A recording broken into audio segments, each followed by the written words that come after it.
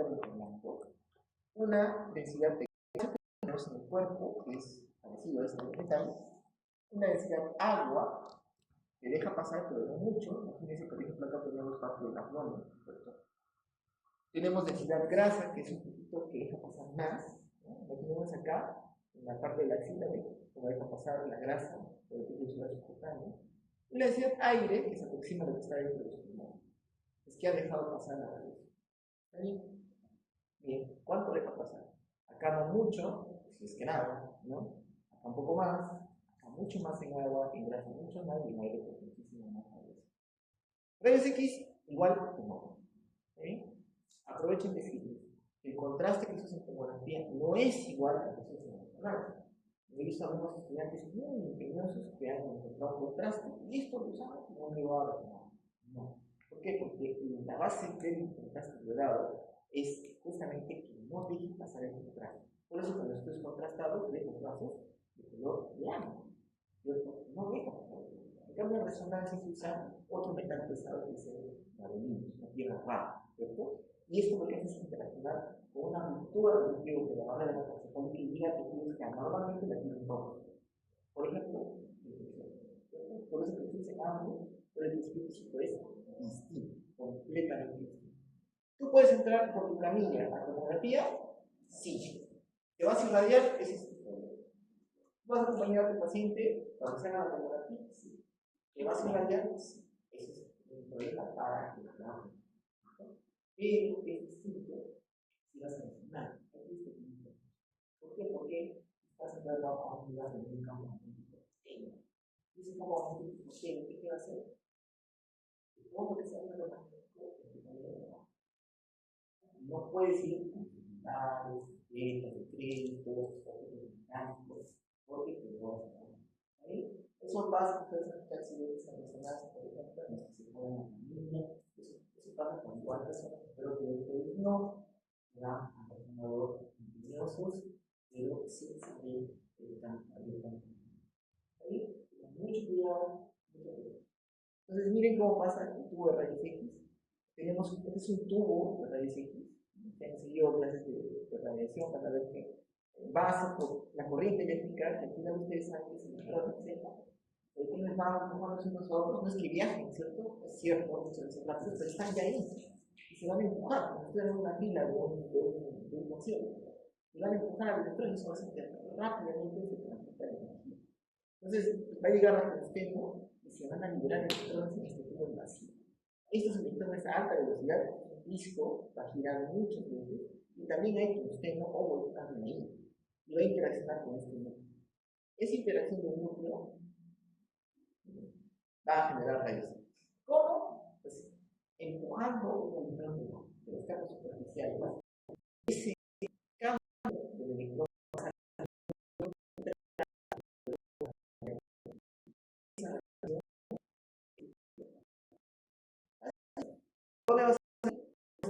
tiene diseño para hacer que se haga así se genera la red.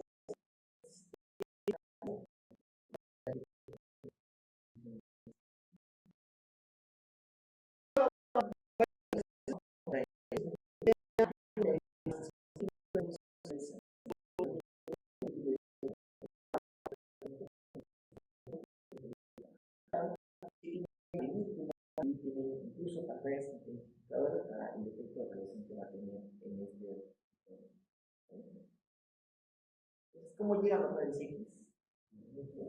Va a lograr cantidad de electrón excitado y eso va a interaccionar, va a haber un fotón de luz, y esto va a interaccionar con la base. En realidad, la base es esto. Ahora, para que sepamos, se generan unas ondas que van a tener determinado comportamiento de la onda. Estos son de cada uno, dependiendo de la película que sea, sencilla, verde o algo así. Pero se va a generar así, y al final esto interacciona con la que está en la base. Esto es lo clásico, ¿eh? No es que ahora pase, ahora ya todo es entonces eso va a hacer que se vayan a generar electrones que van a interaccionar con la plata y va, entre comillas, a pegarse con la pared, a cambiar su configuración. Y es por eso que todos los negros de la placa de rayos X tienen placa blanca. Y damos un centro de radiación activo de rayos X, en centro de salud, van a encontrar todos los negros. Ahora, ¿eso se usa? Sí. No saben, hay recicladores, ¿no?, que usan esto y la placa.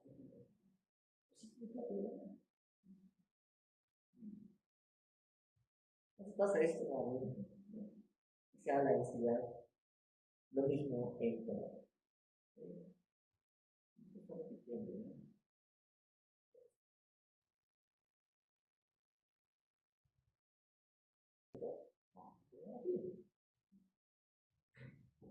En topografía, ustedes van a tener, obviamente, cómo se adquiere esto. Tienen ahora una zona, que es la zona donde está la consola del tecnólogo, y el paciente está dentro de otra vez. Entonces, donde está el paciente, ese aparato que ven circular se llama ganglio. Ahí se encuentran, entre comillas, los tubos de rayos X, para que tengan una idea completa. Ahí está, ahí se va a dar. Y van a girar, dependiendo de qué generación sea, y eso van a ir radiando al paciente de forma.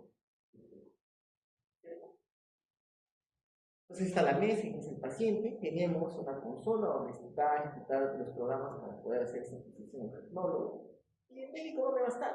Entonces, ustedes, programas internados, ¿no?, van a colaborar seguramente con el paciente interno aquí, y también van a estar esperando el resultado.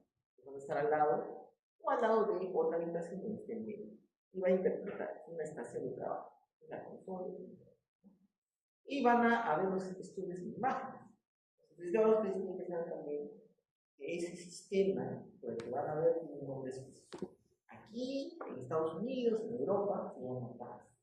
Tiene un sistema en inglés, ¿no?, que significa Picture Recording and Communication System. O sea, un sistema de comunicación y archivo de imágenes. Así de simple. Pero ustedes tienen que ser PAS. ¿En el salón de PAS? Sí. No, ¿cierto? Hay packs de Philips, de diversas marcas, de cine, ¿van a ver eso? Bueno, dicho sea de paso, estos sistemas PACS, hace poco, bueno, hace 4 años, tuvieron un ataque, ¿no?, por el hospital, que capturaron las imágenes junto con otro tipo de información clínica, y dijeron a los hospitales en el sistema de salud, por ejemplo, en Gran Bretaña, yo voy a guardar esto que me dan dinero y lo voy a hacer. Así como hoy en día esto existe, sí, en el sistema de historias electrónicas en Perú, que se llama PACS. Pero acá tenemos un sistema un poco limitado como lugares, como la industria química electrónica, y también tenemos un mini PACS, es una red interna. Muy bien. Entonces, ¿cómo se hace la adquisición? Yo pongo al paciente y voy a utilizar, entre comillas, varios tubos, ¿no? Es para que entiendan. Entonces, voy a hacer esta misma radiación con el rayos X y voy a interaccionar con el cuerpo en diversas direcciones. Y miren cómo cada uno va a generar una onda distinta. Entonces va a haber diversos patrones de comunicación. Lo mismo. Entonces, en la primera generación de tomógrafos había un haz que era slim. Entonces había adquisición, pero demoraba mucho. ¿Cuánto para una imagen? 5 minutos. Después usaron un haz, pero con años, con un cono. Y eso hacía que la adquisición disminuya el tiempo. ¿En cuántos segundos? 30 segundos de tiempo. Y se hacían muchas adquisiciones de varios tipos de tecnología. Luego la tercera generación, donde había más traslación, más rápida y rotación. Y finalmente hoy en día tenemos a la cuarta generación, en la que podemos adquirir imágenes mucho más rápido que menos resolución. ¿Han hecho una tomografía aquí? ¿Nunca? ¿Han visto? Cuando entren a algún hospital van a ver que es rapidísimo. Llega un paciente en emergencia, entra al tomógrafo y le dura 10 segundos, 15. El problema es esperar la cita, ingresar al paciente y la planificación para el examen. Pero cuando se lanza la radiación, es listo. Entonces ahí están los 3 tipos de generaciones. Tenemos cómo se hace la adquisición. Los términos que se usan hoy en día son tomografía espiral, tomografía bipodal, tomografía multicorte, ¿cierto? Y a ustedes hoy en día tienen que saber que solo tienen que hablar de un solo tema, que se llama tomografía bipodal.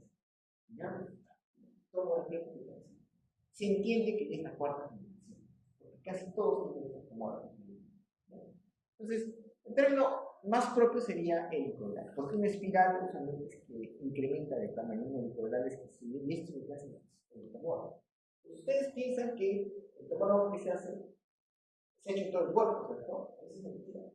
Lo que pasa es que se hace un helicoide y el software reconstruye los residuos de irradiación. Entonces es un todo que evalúa casi completamente al centro, pero no todo el centro. ¿Está bien? Muy bien. Entonces, así es la adquisición, ¿no? Y estos datos se van a adquirir y después se van a reconstruir. Hay unos detalles, no vamos a dar en detalle, que es el pitch, por ejemplo, que tiene que ver con la familia y la velocidad a la que se va a avanzar para hacer la adquisición de las imágenes. Puede tener un pitch mayor de 1 o solapados, dependiendo de lo que implica con la computadora. Al final, lo que me interesa es que se va a adquirir la imagen y va a haber un post-procesamiento. El software va a reconstruir todas estas informaciones y luego va a ver como una imagen, ¿no?, en 2D. Puede haber, ¿no?, en 3D, pero en general ustedes van a ver siempre en 2D. ¿Sí? Miren, acá está otra forma en la que se mide, no es igual que la medición. Si es una técnica, la forma de interpretarlo. Acá se usan los términos denso o helicoide. ¿Está bien? Denso o helicoide. Si tiene alta densidad, ¿cómo será? ¿Más blanco o más oscuro? Más blanco. Más denso, no deja más. Por ejemplo, la sangre en comparación al cerebro será más oscuro, más blanco o más blanco. Más blanco. Es sangre. La sangre que tiene hierro. Entonces, hemos hablado que nos va a dejar pasar bien en la lesión. Entonces, por lo tanto, va a ser se dice hiperdenso. O también se usa el término atenuación. ¿Ya? Eso se usa como término en color. No puedes decir más blanco, no puedes decir más negro, no. Se usa densidad. Consejo, densidad. No van a tener. ¿Ya? Entonces, pero para asegurarte de la densidad, tienes que utilizar una medida. Esa medida, al igual que los rayos X, está en el medio. ¿Qué está en el medio? ¿Qué densidad? A. A un extremo, ¿qué densidad está? Más denso que es metal. Al otro extremo, aire. Entonces quiere decir que yo tengo que tener una manera de interpretar igual de tomografía. Y uso unas unidades. ¿Qué unidades se usan en tomografía? ¿No? Pregunta examen. Armstrong. Las unidades Armstrong. ¿Ven ahí? ¿No? Unidades Armstrong. HU. Entonces, ¿qué será 0? Aire. ¿Qué será más 1000? Metal. ¿Qué será menos 1000? Aire. Así. Entonces, el encéfalo más o menos en qué está. Más o menos la sustancia de gris está en 8.000. Y la sustancia blanca, 8.000, 6.000. Es un poco menos. ¿Por qué? ¿Por qué creen? La sustancia blanca, ¿qué tiene? Mielina. ¿La mielina qué es? Grasa. Por lo tanto, la grasa es menos densa, ¿cierto? Por eso tiene menos densidad. Y tienes otras densidades, ¿no? Que van a cambiar. Entonces, ahí vas a ir viendo, puedes medir en el sistema PAX con imágenes especiales. Ojo, las imágenes tienen un formato, ¿no? Así como archivos en Word. ¿Qué formato? ¿Cuál es su formato? .do. De Excel, .xls, ¿cierto? En general, ¿cierto? Entonces, en imágenes en PAX, en rayos X, en personas de tomografía, ¿cómo es el archivo? .dip. Entonces, cuando ustedes quieran ver un software que va a interpretar estos estudios, tiene que estar en el formato. Algunos fabricantes le lanzan JPG, pero es una desgracia. ¿Por qué? Porque ese es un procesamiento de imagen. Entonces no tiene la calidad que tiene Nikon. Con Nikon yo puedo medir unidades. Yo puedo elegir, medir y sé cuánto. 900. Y van a ver los informes radiológicos. Va a ver, por ejemplo, en el test renal, le va a poner litiasis renal lateral, ¿no? Especialmente una imagen nodular cálcica a nivel más grande en la apéndice renal izquierda, ¿cierto? Por ejemplo, van a ver, entre paréntesis pone UH, mes country, 150, para asegurar que este tiene la densidad de cálcio. ¿Okay? Por ejemplo, no se usa mucho en toda la práctica, es cierto, pero si lo encuentran, está bien. Entonces hay varios tipos de densidad, cada uno tiene su densidad, miren. ¿Y cómo se reconstruye? Pues, esta es una reconstrucción Vamos a entrar en detalles, pero se hacen varios tipos de reconstrucciones. Puede haberse incluso colonoscopías virtuales, del corazón, coronarias, ¿no? Los vasos, ¿no?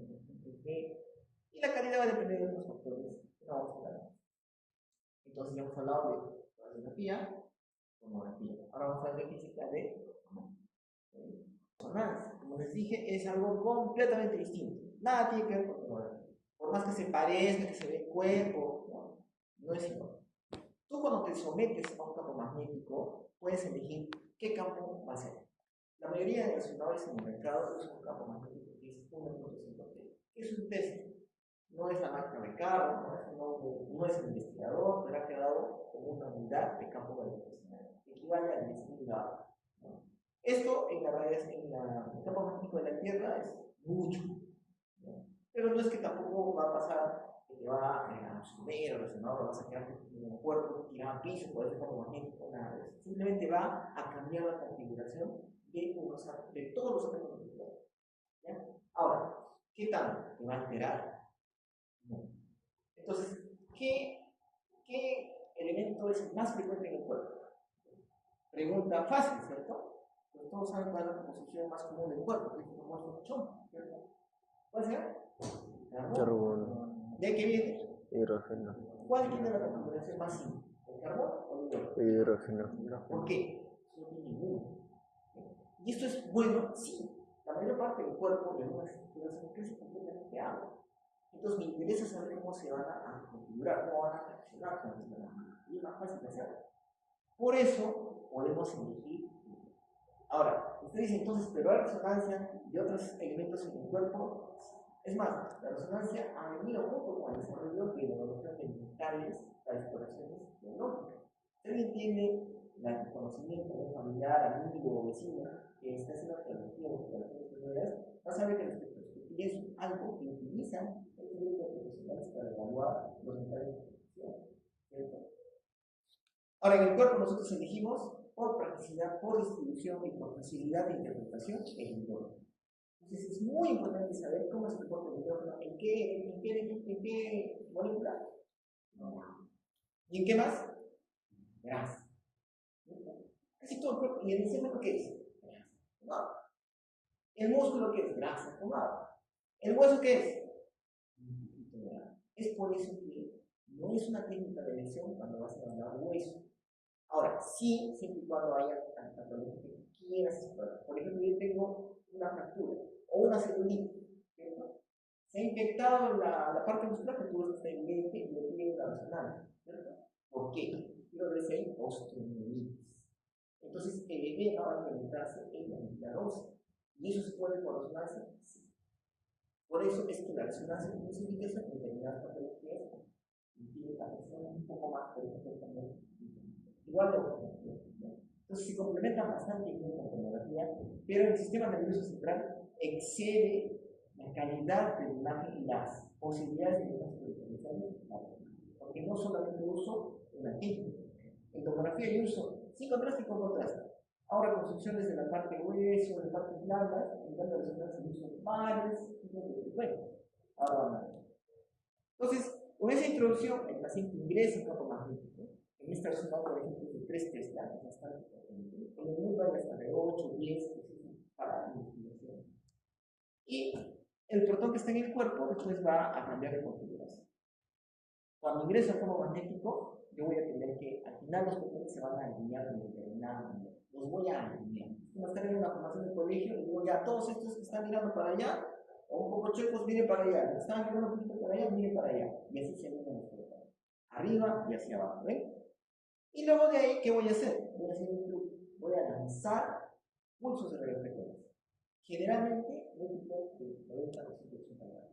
¿Ya? Entonces, ¿alguien se ha hecho una resonancia aquí? ¿Alguien ha ido a un resonador? Cuando vaya, lo que les va a llamar la atención en primer lugar es un ruido constante. Y cuando vean que se hace la resonancia, van a escuchar sonidos como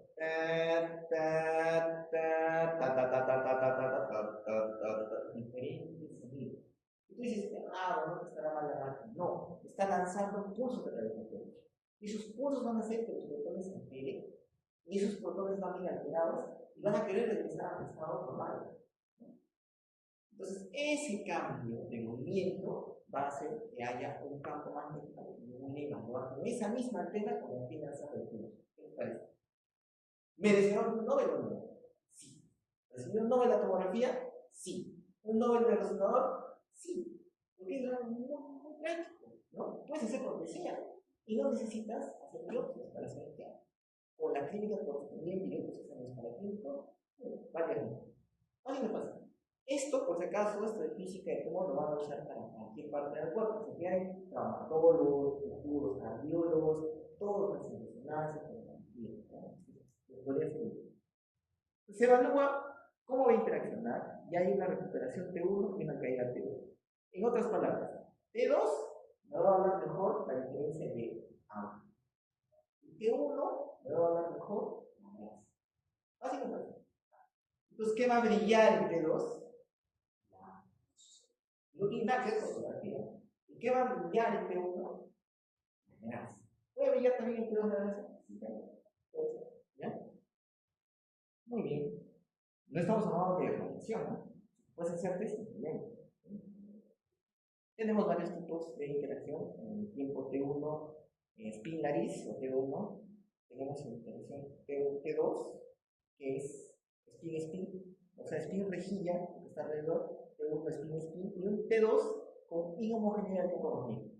Antes se decía que la resonancia no servía, y van a escuchar quizás algunas asistentes también, que les va a decir, la resonancia no es muy útil para evaluar clasificaciones. Eso es verdad, es falso. Vale. Depende de qué secuencia usas. Si tú usas una secuencia especial en una resonancia que se llama T2 estrella, o SMW, o en inglés Susceptibility Weighted Image, o en traducido imagen ponderada en susceptibilidad magnética, voy a ver mejor grado. Claro, no al grado de definición y clasificación como no hay ¿ya? Y debe ser parte de todas las evaluaciones que se hace por default en cualquier centro que haga. Entonces, miren esto de acá es la simbología internacional para ver cómo son las secuencias. Entonces, tienen dos formas de interpretar. Entonces, el tipo de edición de la frecuencia, yo puedo elegir si los hago cada cierto tiempo. Entonces, doy un pulso y espero un tiempo para que dé otro pulso. Se llama tiempo de. Y puedo esperar un tiempo a que el eco de esa repetición, que es lo que quiero que pase, regrese. Entonces, toda secuencia tiene un tiempo de eco y un tiempo de repetición. ¿Está bien? Los tiempos de eco y repetición cortos son propios de qué tipo de imagen? T1. ¿Qué es mejor? Grasa. Los tiempos de repetición largos y tiempos de eco largos son de T2. O tiempos O, que van a brillar en T2, que va a lo mejor que pasa en A. Entonces aquí está. Yo tengo secuencias, dos tipos generales de secuencia. Un tipo se llama secuencias spin-eco y otra se llama gradient report eco o eco de camino. Yo puedo elegir los dos. En el spin-eco es lo que les estoy hablando generalmente. Tienen tiempos de ecos cortos, los T1, y tiempos de ecos largos. Y eco de gradient también son mucho más rápidos, pero son más útiles cuando tratamos de hablar un T2 estrella. Entonces eso es fácil, sencillo. ¿Ya? Técnicas de imagen, tenemos tipo de repetición y de eco, en spin eco, cortos y largos, T1, T2. Fíjense que puedo contar. Entonces este es un resumen, que les puede servir para cualquier cosa en neuro.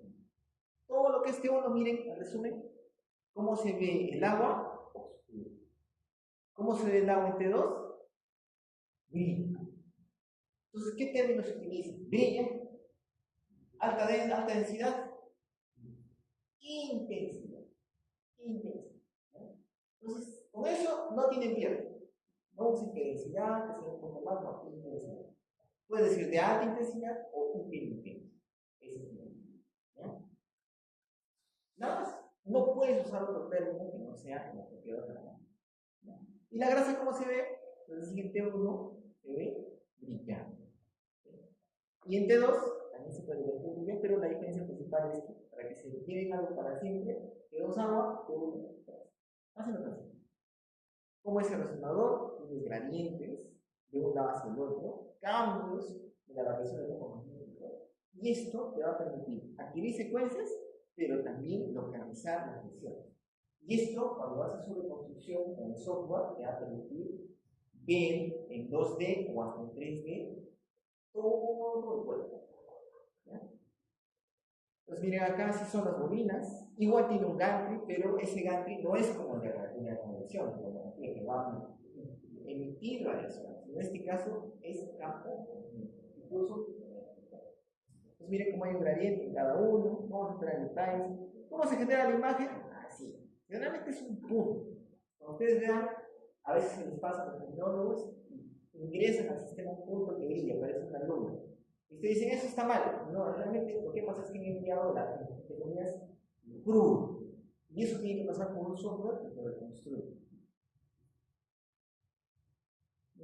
Tenemos Spineco, esta es la forma que se adquiere, se da un pulso de frecuencia a 90 grados, de eso se espera que cambie y va a haber una lectura. Va a depender de qué tipo de marca en general en el mundo son estas tres que lo vienen en el mercado. Están General Electric, Siemens y Philips. Ahora, ¿es importante? Sí es importante para que sepan distinguir las tecnologías que se usan. ¿Tienen que aprenderse todos? No. Pero eso tiene que ser los equivalentes. ¿Y por qué se usa? ¿Por qué? Yo puedo tener, lo que han visto ustedes, ¿no? Que en tomografía se girar más rápido, ¿cierto? Para poder tener imágenes más rápidas, ¿cierto? Y en resonancia, ¿vamos a girar más rápido todo? No. Repito más veces y más rápido. Eso es lo que pasa. Entonces tengo secuencias que van a ser mucho más rápidas, como el Spineco simple, sin el Spineco, que va a demorar mucho. Voy a tener secuencias multi-Spineco o EcoTrain, que de acuerdo a la marca van a recibir nombres distintos. Por ejemplo, el EcoTrain se va a llamar Single Shot Fast Spineco. Y en Philips, Ultra Fast Spineco.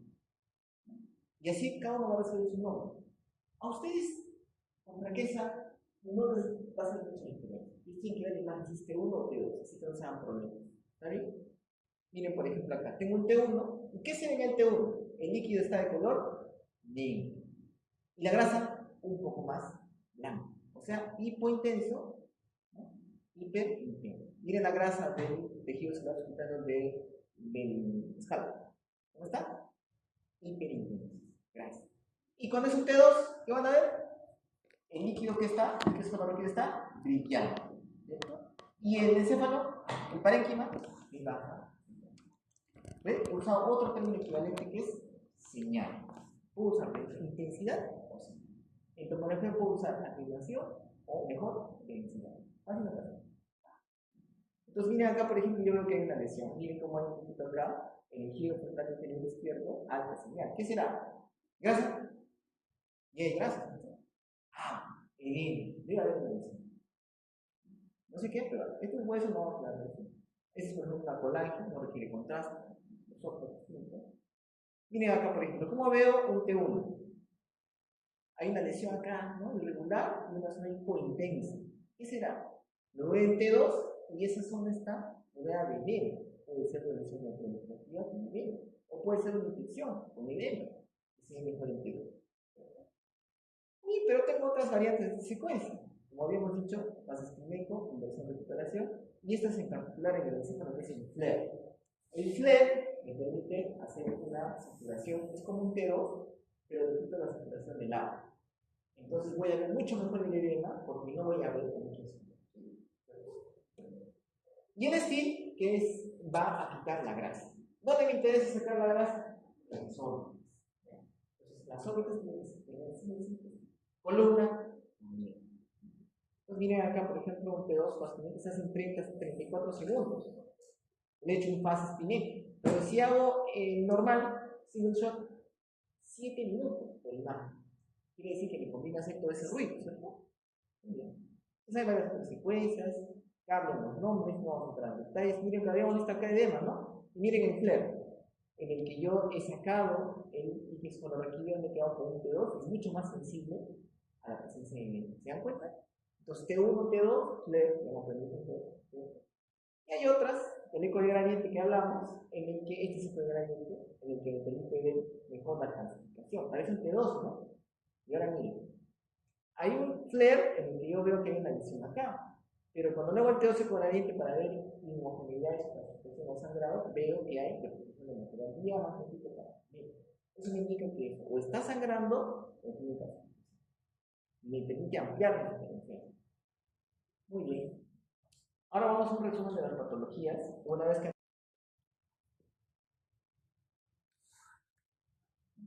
este es isquémico, por ejemplo. A ver, ahora sí un poco más de su atención. Tenemos 15 minutos intensos de pura patología. ¿Está bien?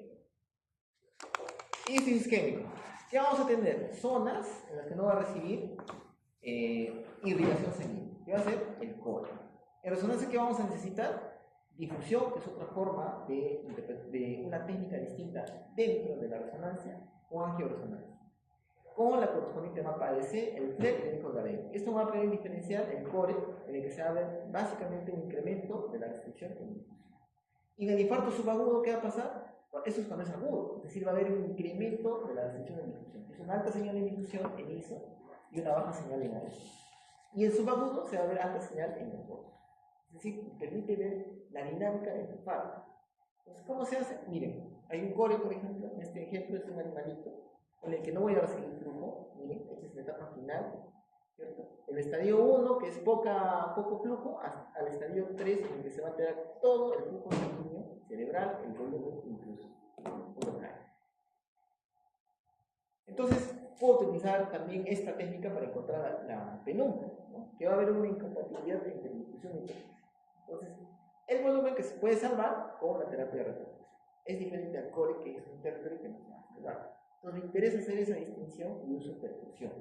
En la percusión tengo que evaluar parámetros como el tiempo de tránsito medio, por ejemplo, el volumen o flujo, como hemos mencionado. Entonces, ¿qué se va a ver? Cuando es el núcleo del infarto, esto va a estar muy incrementado, el volumen va a estar disminuido porque ya no llega casi sangre a esa parte, igual que el flujo sanguíneo. Pero en la zona penumbra, a diferencia de estos de aquí, el volumen va a incrementar. El flujo sigue siendo menor y es un territorio cinemático.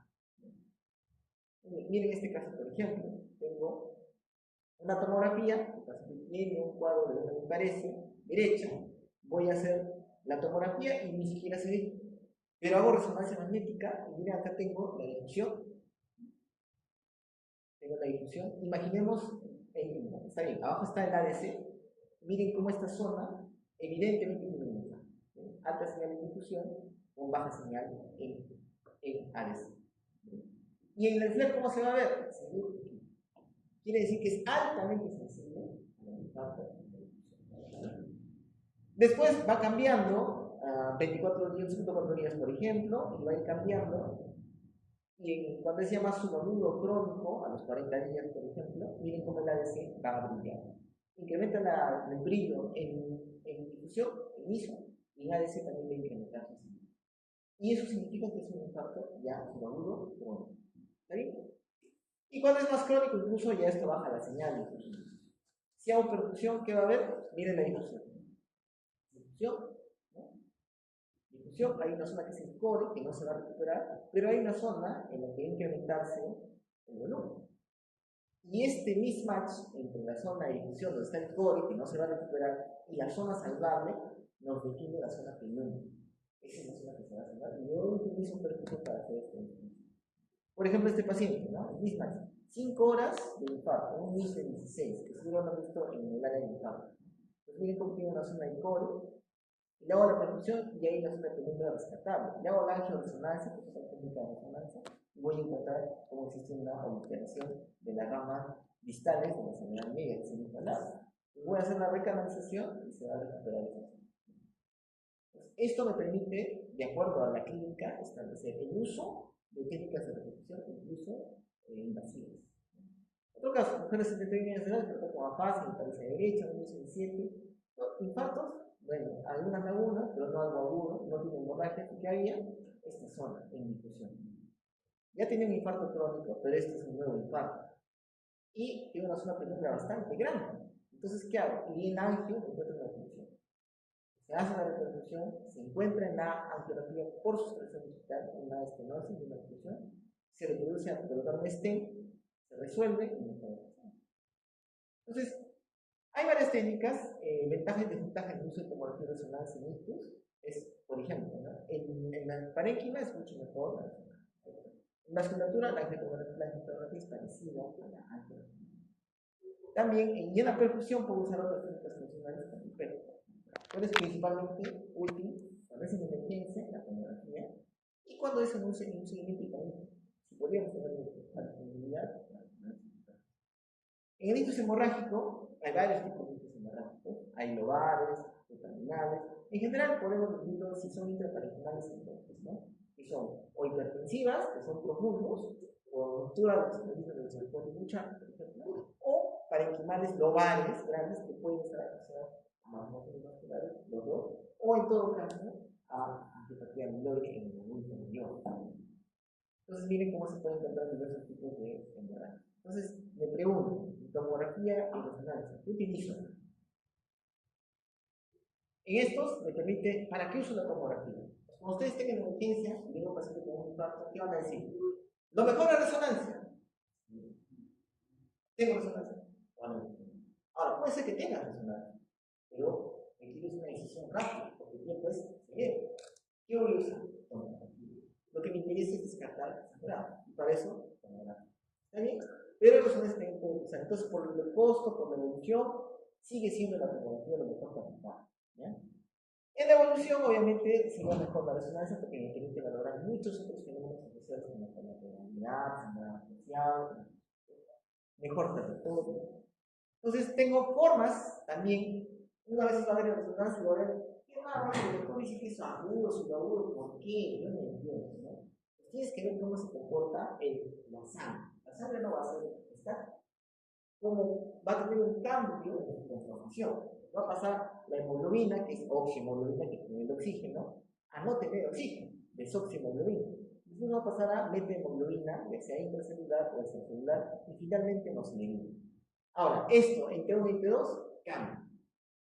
Por ejemplo, cuando la hemorragia es hiperaguda, va a tener una isoseñal en T1 con esta íntima y una alta señal en T2.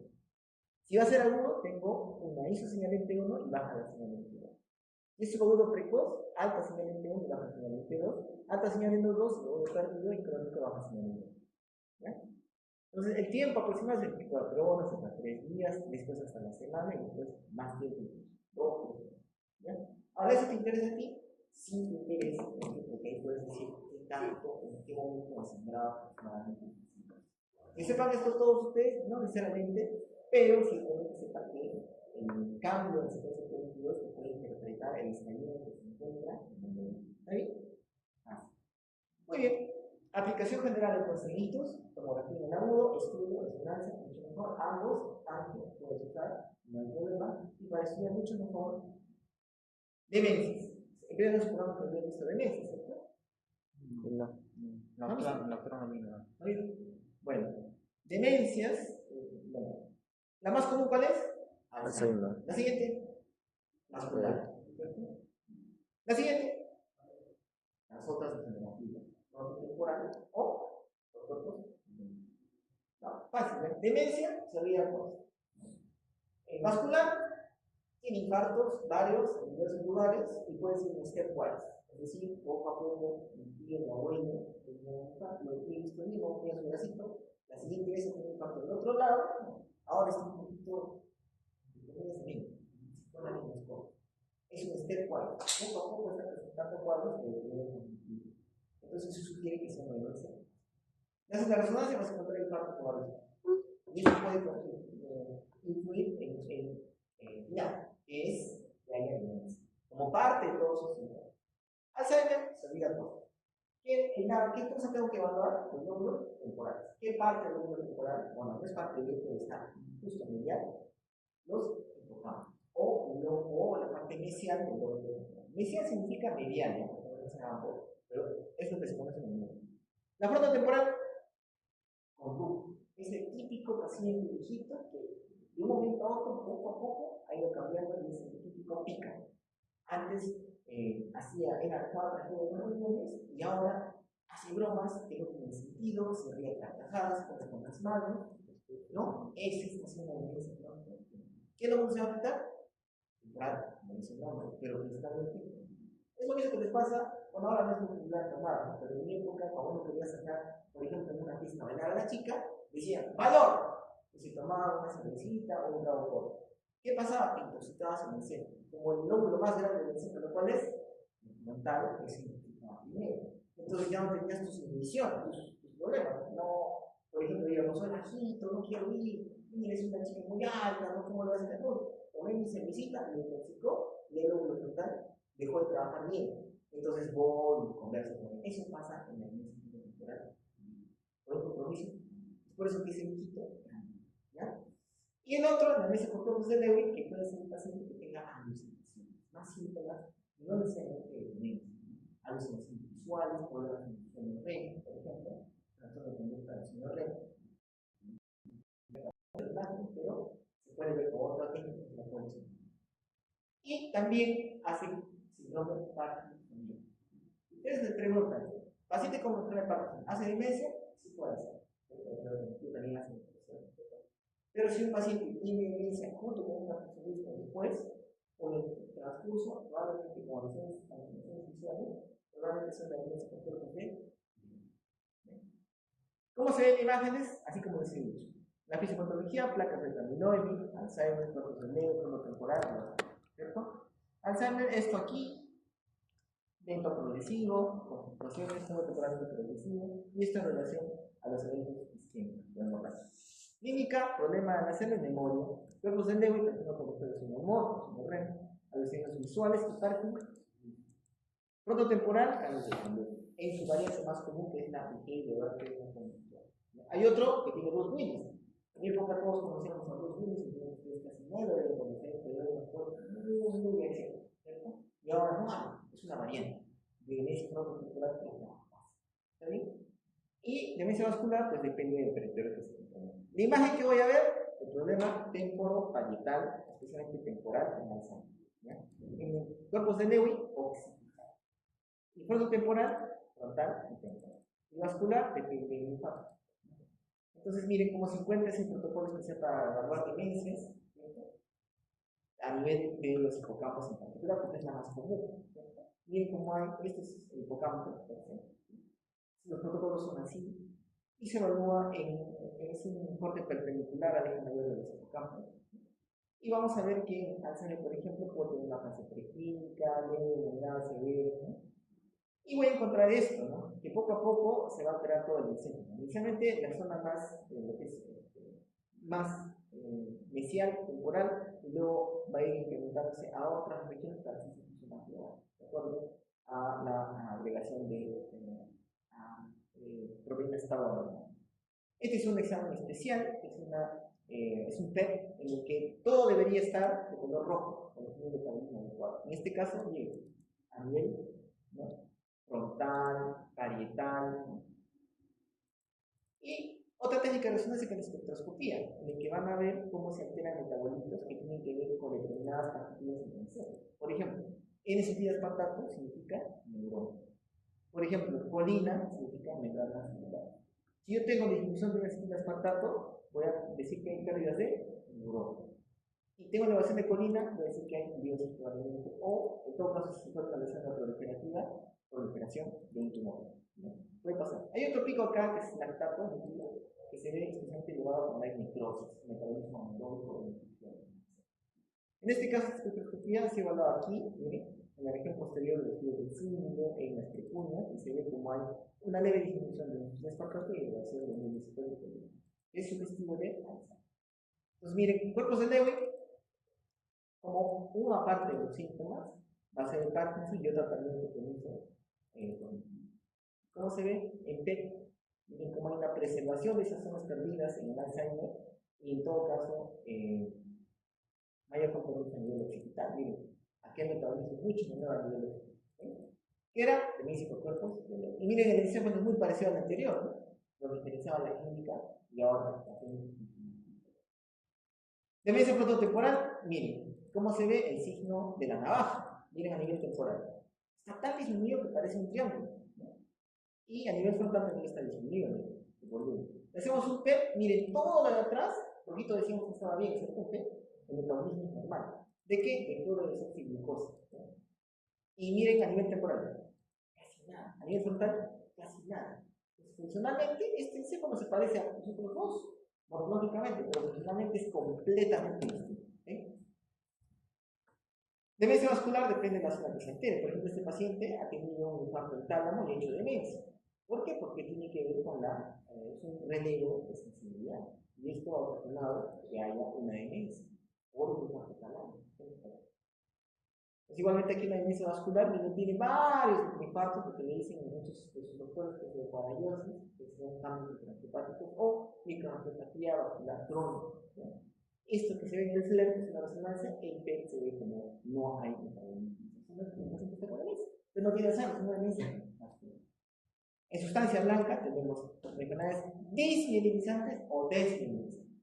Desmielinizantes significa que no se conforma bien la mielina. Eso especialmente en enfermedades como las leucodistrofia. Pero abarca más enfermedades. La leucodistrofia, la enfermedad de Alexander, la cámara. Y las desmielinizantes, que es cuando ya he formado la mielina, que más o menos en los niños se termina de formar a partir de los 2 a 3 años, y ahí empiezo a perder esa mielina. En encefalitis, por virus, por problemas musculares, tóxicos. Por ejemplo, una vez formada en un adulto, en mujeres jóvenes, clásica presentación de esclerosis múltiple.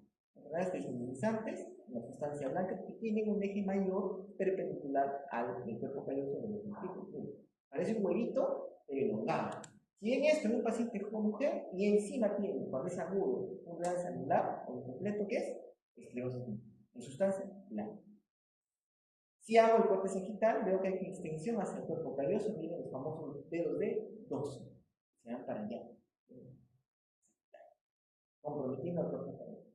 Puede haber brotes, dependiendo del tipo que sea, ¿cierto? Y puede haber también enfermedades desmielinizantes pseudotumorales, a nivel de la sustancia blanca de los callosos. Puede haber hemorragia asociada incluso, ¿no? Que son de los frecuentes, como las calientes de Fletch, por ejemplo. Puede tener compromiso a nivel de la médula espinal, puede haber un extenso. En este caso podría tratarse de un MODA, ¿cierto?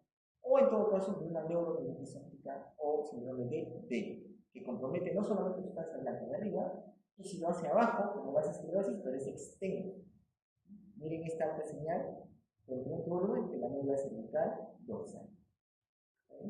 En epilepsia, nos interesa saber el origen de la epilepsia. Entonces hay varias cosas. Las más comunes, las que requieren cirugía, por ejemplo, son la esclerosis temporal inicial, pero hay varios tumores que pueden darnos problemas. Ojo, la epilepsia puede aparecer en tumores, en infecciones, ¿cierto? El paciente empieza con un absceso y dice que es epiléptico. A una esfalitis y dice que es epiléptico. Acá estamos hablando básicamente de todo lo que sea básicamente epilepsia. Entonces encontramos lesiones como esclerosis temporal, como tumores, como gangliomas, ¿no? Anomalías congénitas como la hidrocefalia, los angimas cavernosos asociados o no, displasias corticales que nos dan mucho problema, problemas congénitos como la polimitrofilia, por ejemplo. Entonces, para el protocolo de epilepsia varía un poco en cuanto a lo que se hace con demencia, con vascular, por ejemplo, y elegimos, por ejemplo, que tenga sí o sí esta situación, que es leve, T2 o suave. Y miren cómo se hace evaluación también en hipocampos, pero no porque yo espere que haya una demencia, sino porque la esclerosis hipocampal, el hipocampo es un área muy sensible a la hipótesis. Y puedo tener niños con un daño perinatal, ¿no? Un APGAR en 3, en 5, se han recuperado, pero que no se desarrolló lentamente y a los 3, 4 años hacen epilepsia. ¿Qué piensas? Daño perinatal, hipótesis, puede buscar esclerosis. Y queda como epilepsia por vida. Por eso es importantísimo la atención perinatal. Miren, en este caso, por ejemplo, tiene una disminución de volumen del hipocampo con alta sensibilidad vascular. Es esclerosis. Otro tipo de lesiones, en este caso, por ejemplo, es un angioma cavernoso, ¿cierto? En este otro caso son tumores, en este caso con una calcificación, puede corresponder con un oligodendroglioma o un ganglioma. Acá otras lesiones de polipiratías, por ejemplo, se llama una esclerosis tuberosa, como tienes pocos nódulos subepidemarios difusos, los famosos tubers o tubérculos que están a nivel de la corteza. Tengo zonas de polimicrogilia, miren cómo es lo normal, y miren acá cómo encuentro estas zonas como los ojitos giros pequeñitos. Acá tengo una esquistoencefalia al lado abierto, ¿no? Que que está asociada con una paquigiria polimicrogiria en sus bordes, a nivel frontoparental derecho. Infecciones.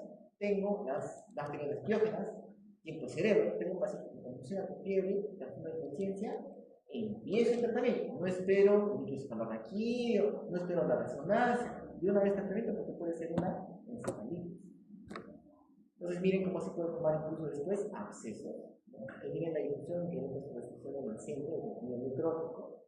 Típica imagen de una imagen ovoidea con realce periférico con el contraste.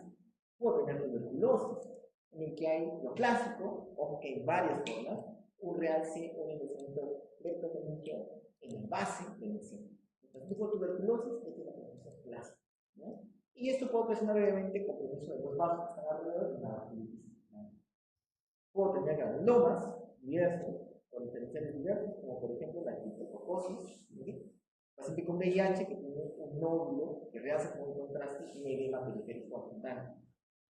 Puedo tener famosos cisticercosis, ¿cierto? En varios estadios, quedando vesicular, acordelar, granular y calcificado. Ese es el que vemos casi siempre, ¿cierto? Calcificado. Pero puedo tener estadios previos.